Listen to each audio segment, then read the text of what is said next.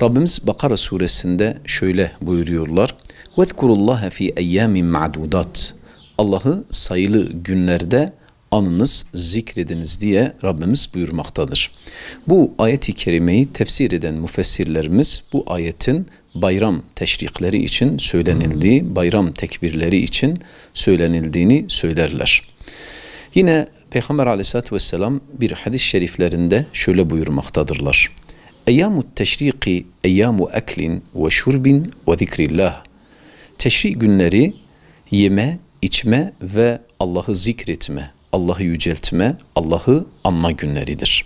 Bu ayete ve hadis-i şerife, okuduğum hadis-i şerife binaen Müslümanlar da bayram gününde teşrik tekbirlerini getirirler.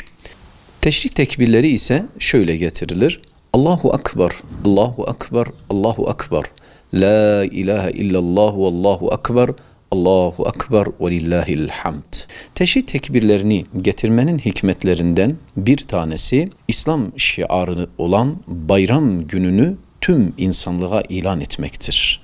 Tüm insanlığa bugün bayram günü, bugün Müslümanların sevindiği gündür ve bugün Allah en yüce olandır ve ondan başka ilah yoktur, onun bir ortağı ve bir benzeri yoktur diye Müslümanlar bayram günlerinde insanlığa ve tüm Müslümanlara o günün sembolizesi olan bayram teşriklerini getirirler. Bayram teşrikleri Arefe günü güneş battıktan sonra imam bayram namazına varıncaya kadar Müslümanlar çarşılarda, pazarlarda hep beraber ve tek olarak yolda, evde, çarşıda, pazarda her yerde Müslümanlar bayram tekbirlerini, teşrik tekbirlerini getirirler ta imam bayram namazına gelinceye kadar. Daha sonra bayram namazı kılındıktan sonra artık farz namazlarından sonra bayramın 4.